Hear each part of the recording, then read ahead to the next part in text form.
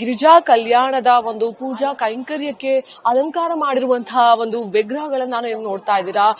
ಫಲಪುಷ್ಪಗಳಿಂದ ಅಲಂಕಾರವಾಗಿರುವಂತಹ ಪಾರ್ವತಿ ಪರಮೇಶ್ವರರು ನೀವು ನೋಡ್ತಾ ಇರಬಹುದು ನಮ್ಮ ಮುಂದೆ. ಈ ಒಂದು ಪೂಜೆಯ ವಿಶೇಷತೆ ಏನು, ಏನಕ್ಕೆ ಮಾಡಿದ್ದು ಅನ್ನುವಂಥದ್ದನ್ನ ಸ್ವಾಮೀಜಿಗಳಿಂದ ಅರ್ಚಕರಿಂದನೇ ಕೇಳಿ ತಿಳ್ಕೊಳ್ಳೋಣ ಬನ್ನಿ. ಸರ್ ನಮಸ್ತೆ ಸರ್, ಹೇಳಿ ಈ ಒಂದು ಪೂಜೆ ನೀವು ಮಾಡಿದೀರಾ, ಅಲಂಕಾರವನ್ನು ನೋಡ್ತಾ ಇದ್ರೆ ಎಲ್ಲವೂ ಕೂಡ ವಿಶೇಷತೆ ಆಗಿದೆ. ಇದ್ರ ಬಗ್ಗೆ ಹೇಳೋದಾದ್ರೆ ಏನ್ ಹೇಳ್ತೀರಾ ಸರ್? ವಿಶೇಷವಾಗಿ ಭಗವಂತನಿಗೆ ನಾನಾ ವಿಧವಾಗಿರತಕ್ಕಂಥ ಸೇವೆಗಳಿದೆ. ಅದರಲ್ಲಿ ಪುಷ್ಪ ಸಮರ್ಪಣೆ, ಫಲ ಸಮರ್ಪಣೆ ಇತ್ಯಾದಿ ಸೇವೆಗಳೆಲ್ಲ ಹೇಳಿದ್ದಾರೆ. ಭಗವಂತನಿಗೆ ನಾವೇನು ಸಮರ್ಪಣೆ ಮಾಡಿದ್ರು ಕೂಡ ಕಡಿಮೆನೆ. ಆದರೆ ಭಗವಂತ ಹೇಳಿದಾನೆ, ಭಕ್ತಿಯಿಂದ ಏನು ಸಮರ್ಪಣೆ ಮಾಡಿದ್ರು ನಾನು ಸ್ವೀಕಾರ ಮಾಡ್ತೀನಿ. ಅದು ಏನು ಅಂದ್ರೆ ಪತ್ರಂ ಪುಷ್ಪಂ ಫಲಂ ತೋಯಂ ಯೋಮೇ ಭಕ್ತ್ಯಾ ಪ್ರಯಚ್ಛತಿ ಅಂತ ಹೇಳಿದ್ದಾರೆ.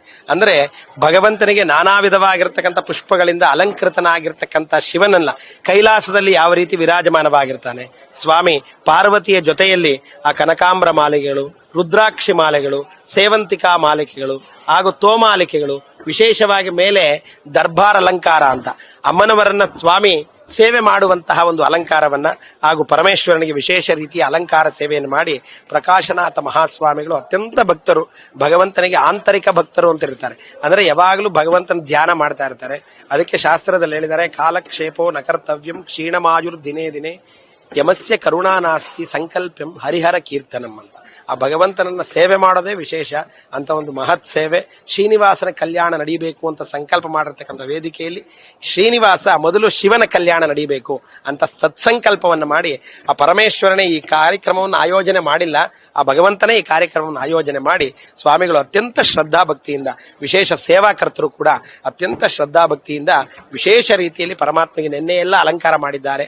ಅಲಂಕಾರಕ್ಕೆ ಒಂದು 5-6 ಜನ ವಿಶೇಷವಾದ ಋತ್ವಿಜರು ಬಂದಿದ್ರು. ಅವರು ವಿಶೇಷವಾಗಿರ್ತಕ್ಕಂಥ ದರ್ಬಾರ್ ಅಲಂಕಾರವನ್ನ ಸ್ವಾಮಿಗೆ ಸಮರ್ಪಣೆ ಮಾಡಿದ್ದಾರೆ. ಆ ಒಂದು ಅಲಂಕಾರ ವೈಭವದಲ್ಲಿ ಸ್ವಾಮಿಯ ಕಲ್ಯಾಣ ಈ ವಿಶೇಷವಾದಂತಹ ಗುರು ಸನ್ನಿಧಾನದಲ್ಲಿ ನಡೆದಿದೆ. ಈ ಉದ್ದೇಶ ಏನಂದ್ರೆ ಲೋಕ ಕಲ್ಯಾಣ, ಲೋಕಕ್ಕೆ ಮಂಗಳವಾಗಬೇಕು, ರೋಗ ಬಾಧೆ ಇತ್ಯಾದಿಗಳೆಲ್ಲ ಹರಣ ಆಗ್ಬೇಕು, ಭಗವಂತನ ಪರಿಪೂರ್ಣ ಕೃಪೆ ಆಗ್ಬೇಕು ಅನ್ನುವಂಥ ಉದ್ದೇಶದಿಂದ ಈ ಸೇವೆಯನ್ನು ಮಾಡಿದ್ದಾರೆ. ಇದರಿಂದ ಲೋಕಕ್ಕೆಲ್ಲ ಕ್ಷೇಮವಾಗಲಿ, ಕಾಲ ಕಾಲಕ್ಕೆ ಮಳೆ ಬೆಳೆ ಆಗಲಿ, ಭಗವಂತನ ಅನುಗ್ರಹ ಎಲ್ಲರಿಗೂ ಆಗಲಿ ಅನ್ನುವಂಥ ಸತ್ಸಂಕಲ್ಪ ಒಳ್ಳೆಯ ಉದ್ದೇಶದಿಂದ ಈ ಸೇವೆ ನಡೆದಿದೆ. ಅದರಿಂದ ಅವನ ಅನುಗ್ರಹ ಖಂಡಿತ ಎಲ್ಲರಿಗೂ ಆಗುತ್ತೆ. ಅದಕ್ಕೋಸ್ಕರ ಈ ಸೇವೆ. ಧನ್ಯವಾದಗಳು ಗುರುಗಳೇ ನಿಮ್ಮೆಲ್ಲ ಮಾಹಿತಿಗಾಗಿ. ಎಸ್, ಇದಾಗಿತ್ತು ಇವತ್ತಿನ ವಿಶೇಷ. ನೋಡ್ತಾ ಇರಿ speed news Kannada. Camera person Chandrakant ಜೊತೆ ನಿಸರ್ಗ, ಸ್ಪೀಡ್ ನ್ಯೂಸ್ ಕನ್ನಡ, ಬೆಂಗಳೂರು.